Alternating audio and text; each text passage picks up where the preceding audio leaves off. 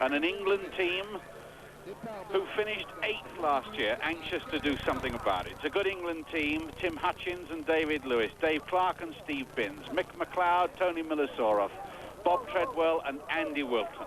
Against them, strong teams from the United States of America, from Portugal, and especially from Kenya and from Ethiopia, who have dominated this race for the past 5 years. And we saw in the junior race earlier today how there were 10 Africans in the first 11 runners.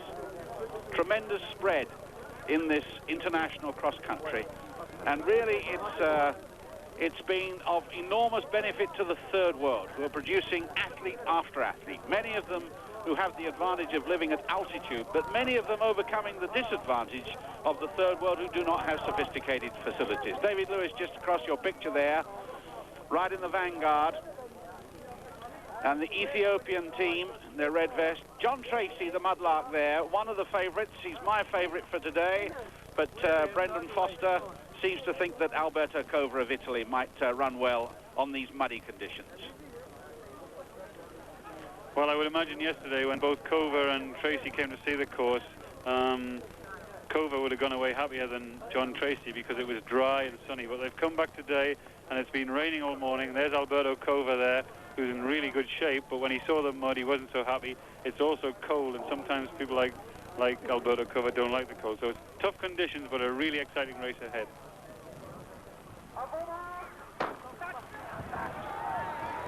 Away they go. A rather disappointing start, with some on the left getting left just a little bit. Not quite certain that the starter was getting them all away, but they're off and running.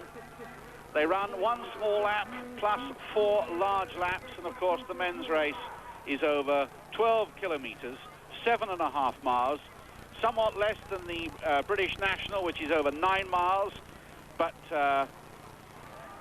the conditions approaching something like a British cross-country, as you'll see when they get to the hills. Enough mud and a few small hills for them to feel that this is real cross-country, and certainly the temperature low enough for them to feel that they're in the middle of winter, that spring hasn't yet started.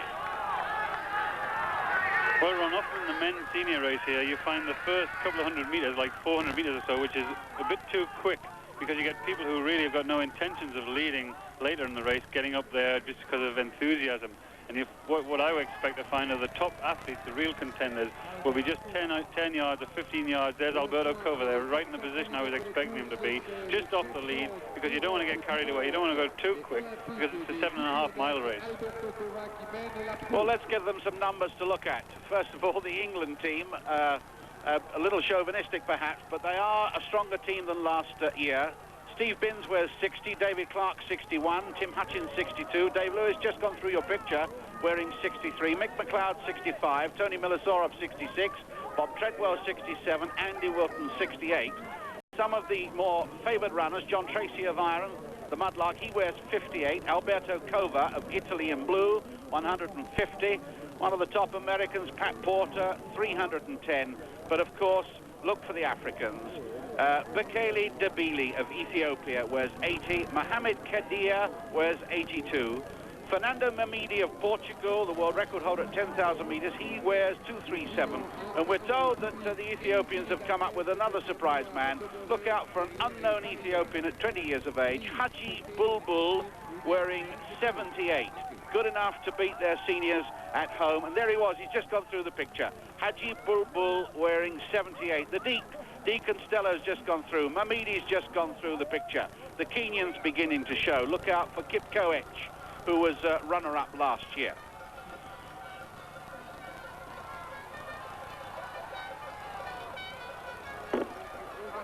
Well, the pace is beginning to settle down now. They've slowed up an initial burst over the first 400 metres or so, and you can see that the contenders starting to pick their line and start to aim for their positions. You can see the American Pat Porter, who's got real ambition for this race, just moving through nicely there on the outside, number 310 in the red vest. But in pole position there, just off the lead where I expected to see him, was Alberto Cova, who would have been a lot happier with the conditions as they were yesterday, but unfortunately they are a little bit like British cross-country conditions. And you see Tony Milosorov and Dave Lewis from Britain and Tim Hutchings in the lead. And the British boys aren't unused to these conditions, both underfoot conditions and weather conditions. So I expect the conditions to favour the British boys today. They were just as happy, they just felt like they were at home. And no real sign of the Africa Corps taking charge early on, Brendan. In fact, a lot of hot money went on to the American team. There's the England team running on the rails. David Lewis looking good. Tony Milosorov is there. Tim Hutchings. But Dave Clark is up in the picture too. Stevie Binns is there. There's John Tracy of Ireland. But a lot of hot money, metaphorically speaking, went on to the Americans when they felt that these conditions would favour them rather than the Africans. Of course, the Ethiopians are going to be tough to beat because every boy in Addis Ababa dreams of becoming the new Abibi Bikila. He is their national hero. They can't get anybody in athletics in that country to take up any other event except 10,000 metre running and marathon running, and that's where all their talent comes from. And it's very difficult for them to get country boys come into the town.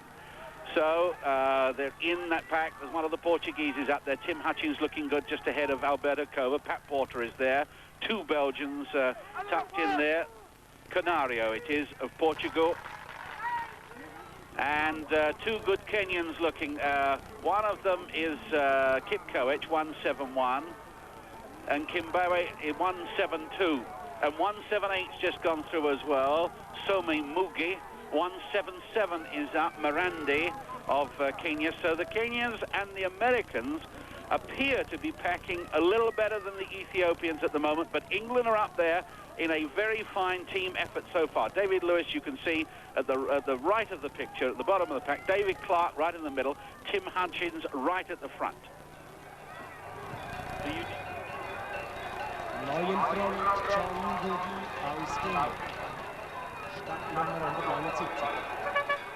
And now Kenya beginning to make a big charge. The Kenyans getting away. 174, Sisi Karata is one of the leading Kenyans. Somi Muge, 178, and John Ngugi, 179. He's the one we've been told to watch. John Ngugi, 179. First in the Kenyan cross-country championships. And then Kova tracking these Kenyans, Pat Porter the American, then the first of the Ethiopians. And Muge leads from Karata, from Kova. The Americans packing well. There's Tim Hutchings. There's Dave Clark just gone through. Steve Binns, Tony Milosorov gone through. 4 Englishmen up, but it's 6 to count, remember. It's the next 2 men that are absolutely vital. 5 men, we think, in the top 40. We're looking for our 6th man, if you're wearing the white of England, of course. Well, Ron, I was saying that one of the differences here is that the European and American runners all know each other, but they don't know these Kenyans because they don't run outside Kenya. They've picked a team exclusively from Kenya, which is a policy which I think is a good policy, because when the Kenyans have gone to America, they've actually ruined themselves on the roads. But if you look at Kova in 3rd place, he's left with a dilemma because the people who he was worried about are in the group behind. But when he sees the 2 Kenyans go out like this, he's got no choice if he wants to try and win this race. He's got to follow it, and he can't let a gap like that build up without doing something positive about it. But he's in great shape. He's been training specifically for this race. He's a world champion, the European champion, the Olympic champion at 10,000 metres, and this is the only event that he wants to win badly, that he's never won before. And that's why I feel that he's got a good chance in this race, because he's so desperate to do it. I was wondering where Tim Hutchings has gone, and I see that he's back with David Lewis, and they're having a chat. They are in the 3rd pack at the moment. They're about 80 metres down on the lead, and there's 2, 4, 6, 8, 10 men in the leading pack, 3 of them Americans. Then there's another half a dozen, maybe another dozen men, and then Dave Clark and Tim Hutchings and David Lewis are together, and they're packing in about the first 30. And now I can see Tony Milosorov in about 40th place. So England's still going well, and it's their pride at stake. They've seen the England women today run magnificently, and they want to get back.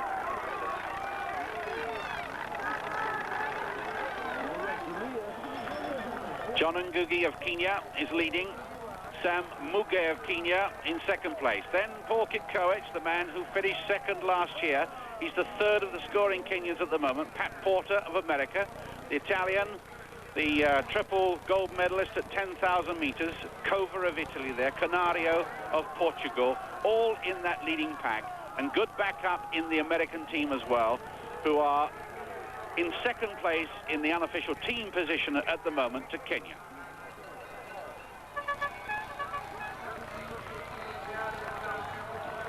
Now, in this next little pack, look for Joseph Kiptum, 173. He's better known as a 10,000 meter runner, so he's not going to run out of steam.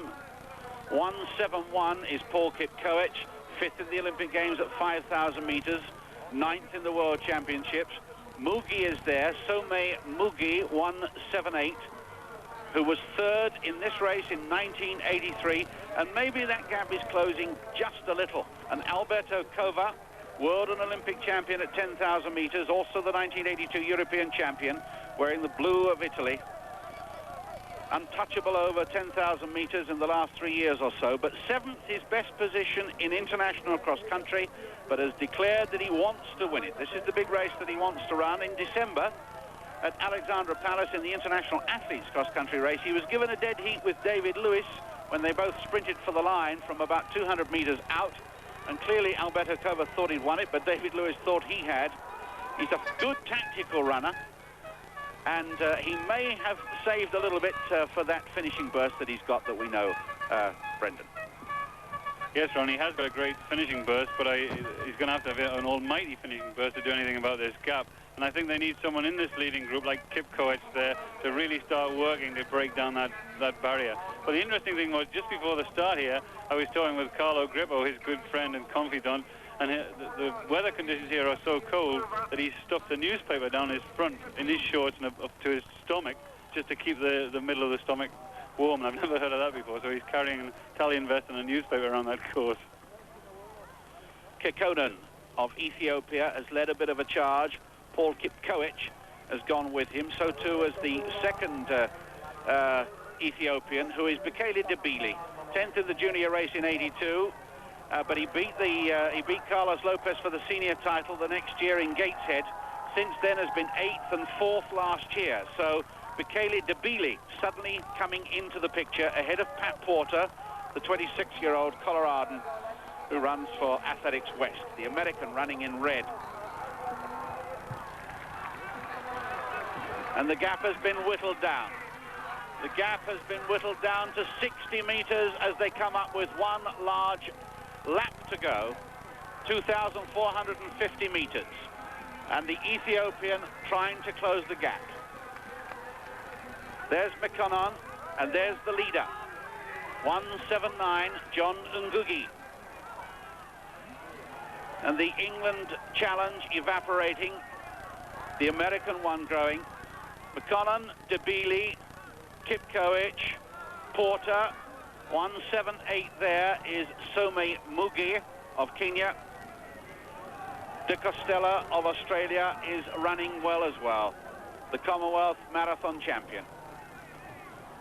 And it does look as though this brave Kenyan is tiring. John Ngugi.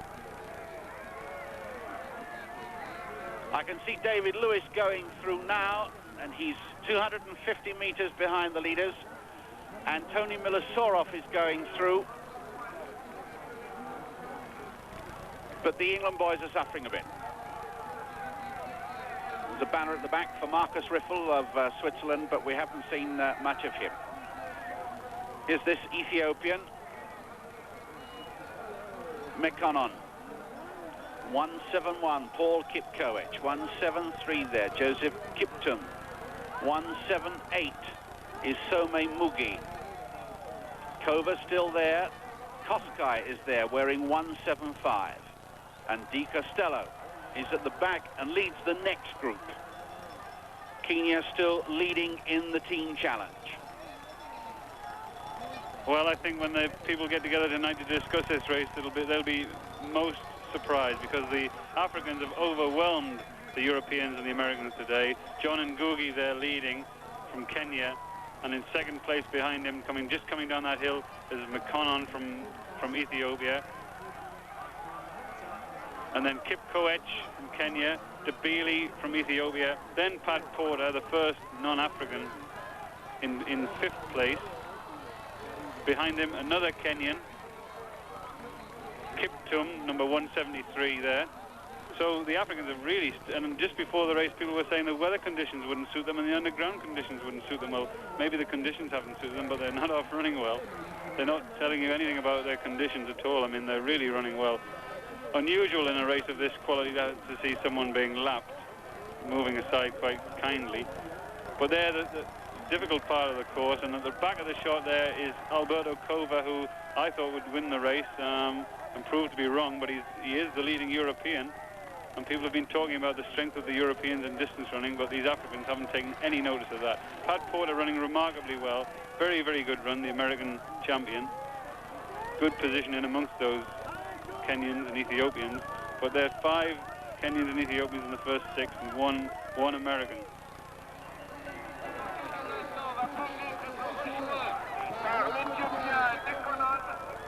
They're well into this final lap. They're halfway round, and look at this. Bibi Mekonnen, the 22-year-old, has gone into the lead. Mekonnen really is going well. He's a nephew of Bibi Bikila, and he ran 3rd in Tokyo in February, and he's a 2:08 marathon runner, and look at him now. He really is sprinting. I said it was the desire of every boy in Ethiopia to dream of becoming the new Bibi Bikila. Well, here's his nephew taking the lead, but suddenly it's given new heart to the Kenyan. John Ngugi has decided not to give up, and he's going to go with him.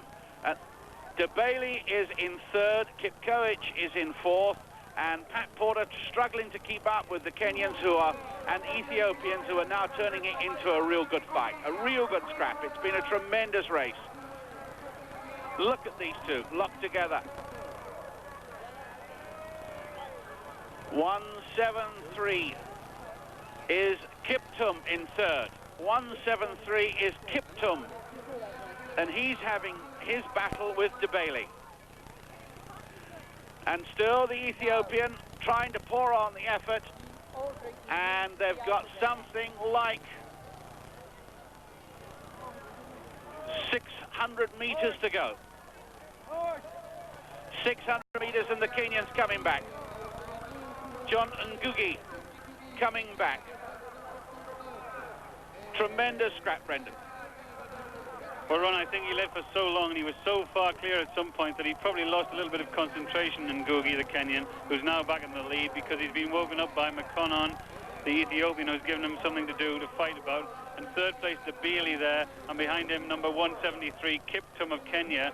So that's 2 Kenyans and 2 Ethiopians in the first 4, and both of those positions are up for grabs, except Mekonnen now is looking over his shoulder, and he senses Ngugi is moving away, and Ngugi deserves this race because he's led and he's pushed it on. He's split the race apart. You can see the gaps are quite enormous. But I think just that reminder that there was someone else in the race did Ngugi quite good, and he woke up. He let Mekonnen lead for a little while. He then woke up. Now he's blasting it. And he can sense the finish is there. There's the Ethiopian coach running alongside his man. He'll get him disqualified if he's seen to do that. Mekonnen is getting edged on, but the Kenyan is away. And then the battle is really on for 3rd place as well, with Kiptum, Joseph Kiptum, chasing Debele. But the Kenyan, John Ngugi, who's led for so much of this race, he really is sensing that he's got victory now. And he's getting roared on. They've got 100 meters to go. They're in the closing stage, and he's going to take it. The Kenyan's breaking away, and he's opened up about 7 meters, and the Kenyan gets away, and he's going to win it. John Ngugi gets there from Bibi Mekonnen, and that's a marvelous race. There's only a couple of seconds in it at the end. And the battle for 3rd is won by Kiptum, Joseph Kiptum. He gets there in 3rd. Debele is in 4th. Pat Porter is in 5th.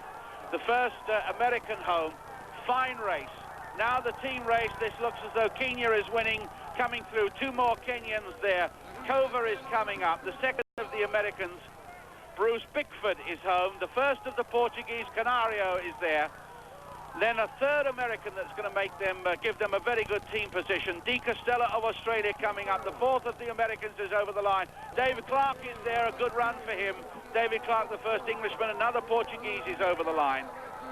David Clark, 16th, we think, a Spaniard coming in, and look for the English vests. Remember, they're in white. They wear from 60 to 68, but their challenge for the team title evaporated about a quarter of the way through the race.